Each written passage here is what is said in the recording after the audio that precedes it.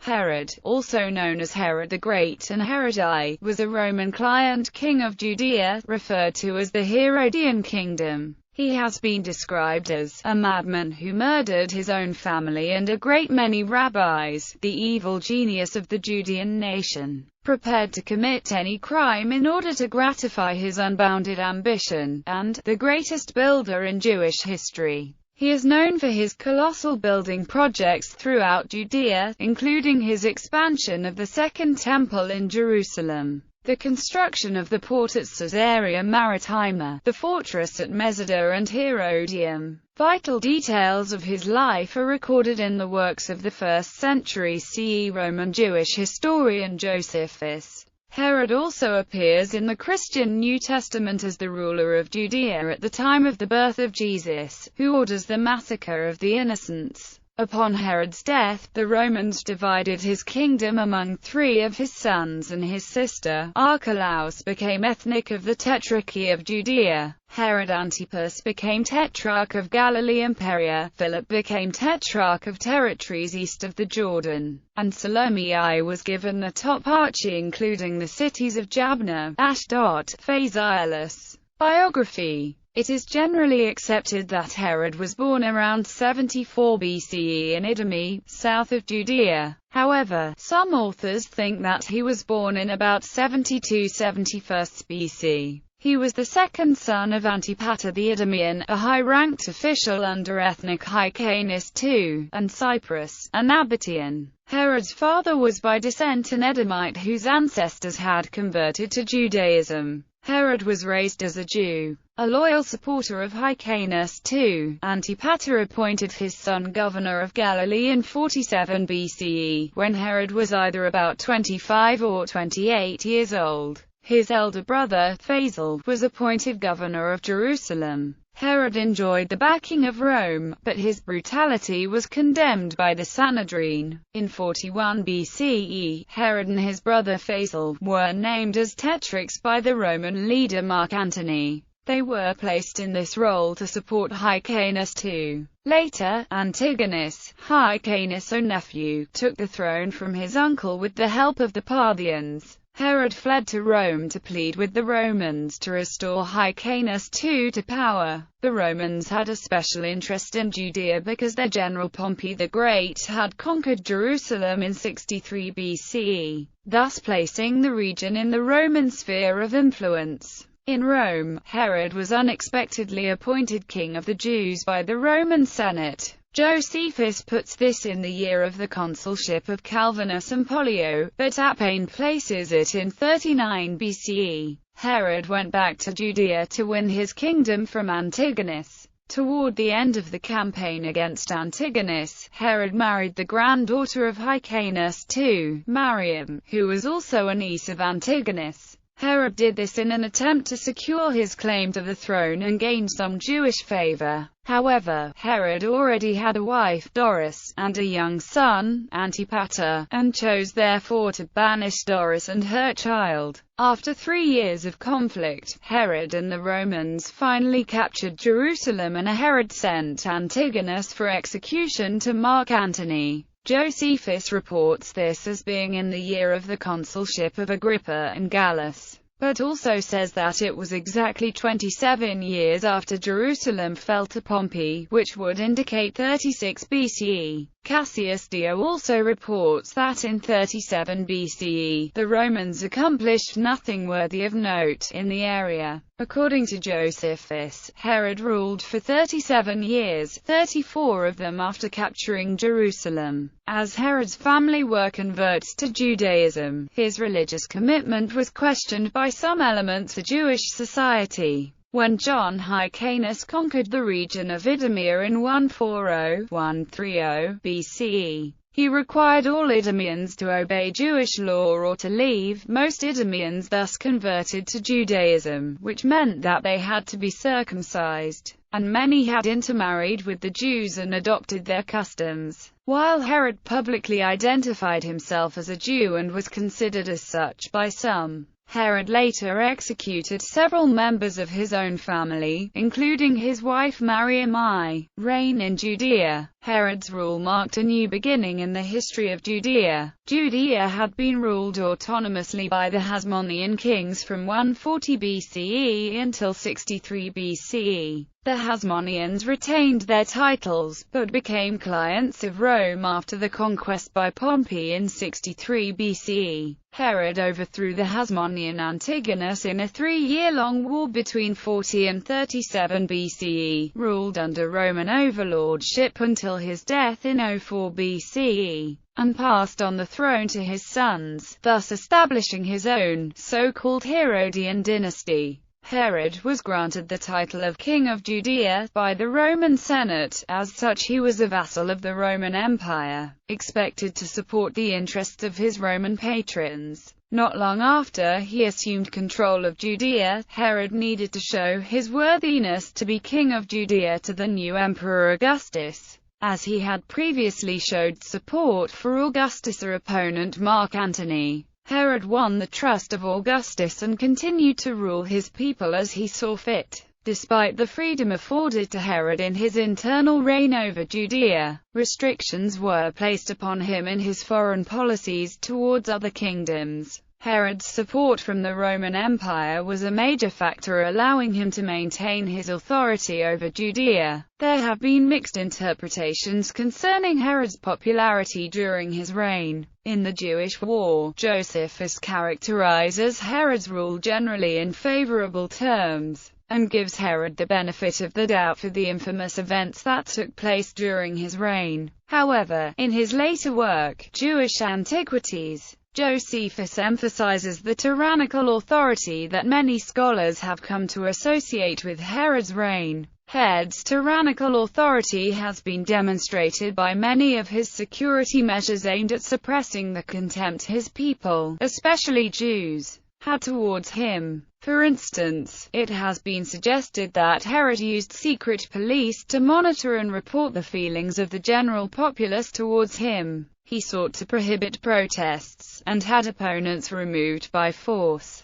He had a bodyguard of 2,000 soldiers. Josephus describes various units of Herod's personal guard taking part in Herod's funeral, including the Dorothnoir, and a Thracian, Celtic and Germanic contingent. While the term Dorothnoir does not have an ethnic connotation, the unit was probably composed of distinguished veteran soldiers and young men from the most influential Jewish families. Thracians had served in the Jewish armies since the Hasmonean dynasty, while the Celtic contingent were former bodyguards of Cleopatra given as a gift by Augustus to Herod following the Battle of Actium. The Germanic contingent was modeled upon Augustus's personal bodyguard, the Germani Corporus Custodes, responsible for guarding the palace. Herod spent lavish sums on his various building projects and generous gifts to other kingdoms, including Rome. His buildings were very large, ambitious projects.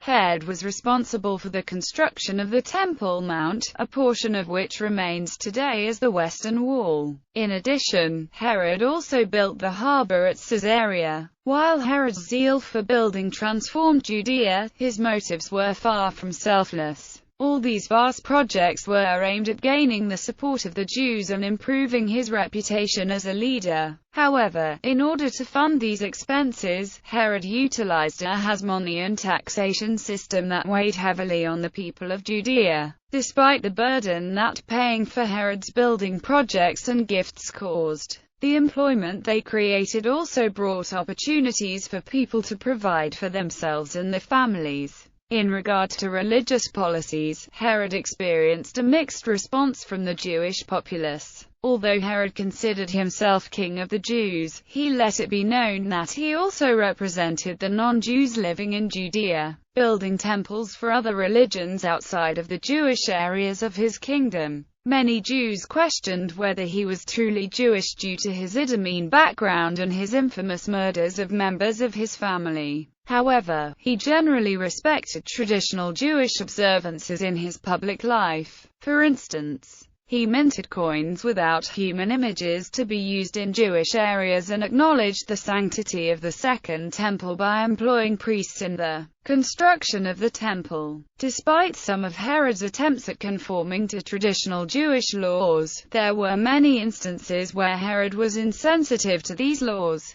As highlighted in Jewish antiquities, one of the major complaints from Jews towards Herod was exactly this. In Jerusalem, he introduced foreign forms of entertainment, and had a golden eagle erected at the entrance of the temple, suggesting he did not truly represent the interests of the Jewish populace. Herod's taxes also earned him a bad reputation. Because of his constant concern for his reputation, Herod often gave expensive gifts, spending large amounts of money. Herod's leadership methods upset the Jews because they were forced to pay for his lavish spending. The two major Jewish sects during his reign, the Pharisees and the Sadducees, also showed opposition to Herod. The Pharisees were angry with Herod because he disregarded many of their demands for the construction of the temple. At the same time, the Sadducees, who were known for their priestly responsibilities in the temple, opposed Herod because he replaced the high priests with priests from Babylonia and Alexandria. Unfortunately for Herod, his efforts did not satisfy his intentions.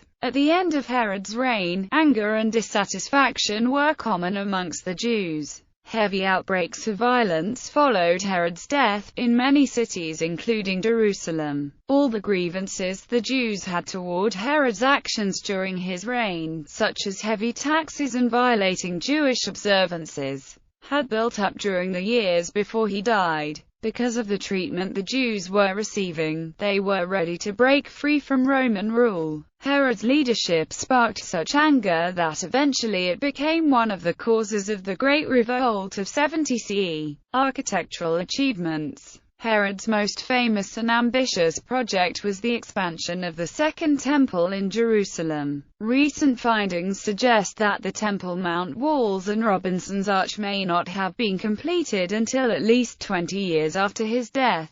During the reign of Herod Agrippa II, in the 18th year of his reign, Herod rebuilt the temple on a more magnificent scale. Although work on outbuildings and courts continued for another 80 years, the new temple was finished in a year and a half. To comply with religious law, Herod employed 1,000 priests as masons and carpenters in the rebuilding. The finished temple, which was destroyed in 70 CE, is sometimes referred to as Herod's temple. Today, only the 4 retaining walls remain standing, including the western wall. These walls created a flat platform upon which the temple was then constructed. Herod's other achievements include the development of water supplies for Jerusalem, building fortresses such as Mesida and Herodium, and founding new cities such as Caesarea Maritima and the enclosures of Cave of the Patriarchs and Mamre in Hebron. He and Cleopatra owned a monopoly over the extraction of asphalt from the Dead Sea, which was used in shipbuilding. He leased copper mines on Cyprus from the Roman Emperor. New Testament references. Herod appears in the Gospel according to Matthew, which describes an event known as the Massacre of the Innocents.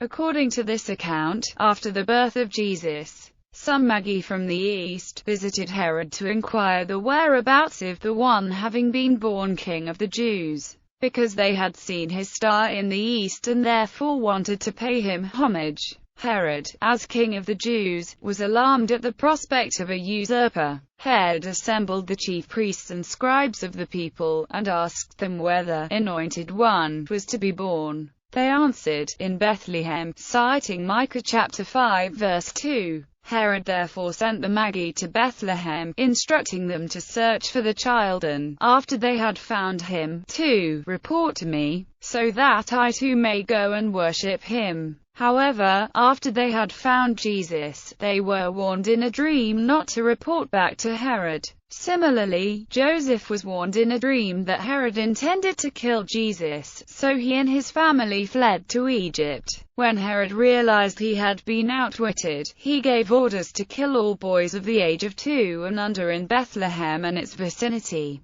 Joseph and his family stayed in Egypt until Herod's death, then moved to Nazareth in Galilee to avoid living under Herod's son Archelaus. Regarding the massacre of the innocents, although Herod was guilty of many brutal acts including the killing of his wife and 2 of his sons, no other contemporary source refers to the massacre. One reason that has been put forward for the lack of other sources for the alleged massacre is that Bethlehem was a small village, and thus the number of male children under the age of 2 might not have exceeded 20. Most recent biographers of Herod doubt the event took place. Death. Herod died in Jericho. Since the work of Emil Scheurer in 1896, most scholars have agreed that Herod died at the end of March or early April in 04 BCE. Evidence for the 04 BCE date is provided by the fact that Herod's sons, between whom his kingdom was divided, dated their rule from 04 BCE, and Archelaus apparently also exercised royal authority during Herod's lifetime. Josephus states that Philip the Tetrarch's death took place after a 37-year reign, in the 20th year of Tiberius.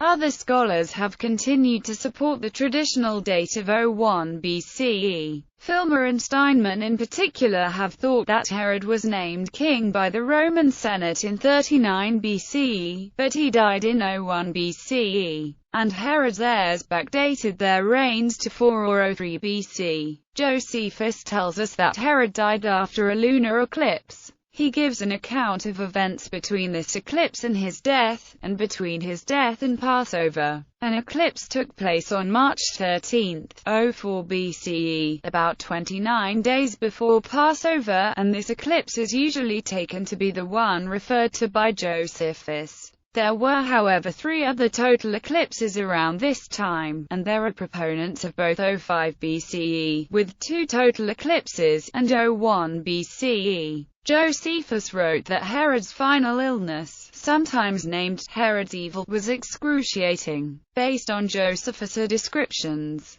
one medical expert has diagnosed Herod's cause of death as chronic kidney disease complicated by Fournier's gangrene. Similar symptoms accompanied the death of his grandson Agrippa I in 44 CE. Modern scholars agree Herod suffered throughout his lifetime from depression and paranoia. Josephus stated that Herod was so concerned that no one would mourn his death, that he commanded a large group of distinguished men to come to Jericho, and he gave an order that they should be killed at the time of his death so that the displays of grief that he craved would take place. Fortunately for them, Herod's son Archelaus and sister Salome did not carry out this wish. After Herod's death, his kingdom was divided among 3 of his sons by Augustus, as was called for by Herod's will. The Romans made Herod's son, Herod Archelaus, ethnic of Judea, Samaria, and Idumea from 04 BCE to 06 CE, referred to as the Tetrarchy of Judea. Archelaus was judged incompetent by the Roman Emperor Augustus,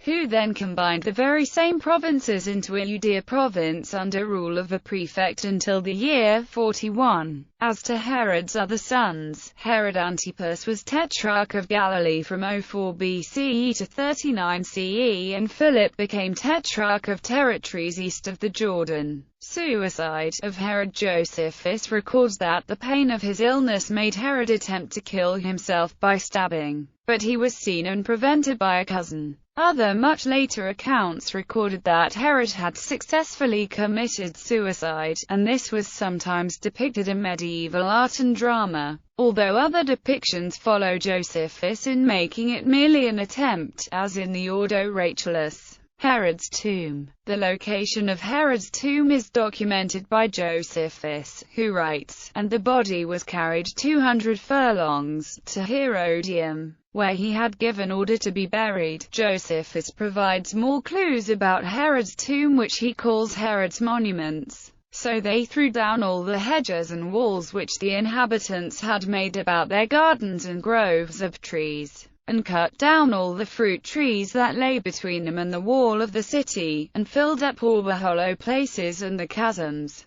and demolished the rocky precipices with iron instruments, and thereby made all the place level from Scopus to Herod's monuments. which are joined to the pool called the Serpent's Pool. Professor Ehud Netzer, an archaeologist from the Hebrew University, read the writings of Josephus and focused his search on the vicinity of the pool and its surroundings. An article of the New York Times states, Lower Herodium consists of the remains of a large palace, a racetrack, service quarters, and a monumental building whose function is still a mystery. Perhaps, says Ehud Netzer, who excavated the site, it is Herod's mausoleum. Next to it is a pool, almost twice as large as modern Olympic-size pools. It took 35 years for Netzer to identify the exact location, but on May 7, 2007, an Israeli team of archaeologists of Hebrew University led by Netzer announced they had discovered the tomb. The site is located at the exact location given by Josephus, atop of tunnels and water pools, at a flat-in desert site, halfway up the hill to Herodium, 12 kilometers south of Jerusalem. The tomb contained a broken sarcophagus but no remains of a body. The Israel Nature and Parks Authority and the Gush Etzion Regional Council intend to recreate the tomb out of a light plastic material. In October 2013, archaeologists Joseph Patrick and Benjamin Arubas challenged the identification of the tomb as that of Herod. According to Patrick and Arubas, the tomb is too modest to be Herod's and has several unlikely features. Waporat, who replaced Netzer as excavation leader after the latter's death, stood by the identification.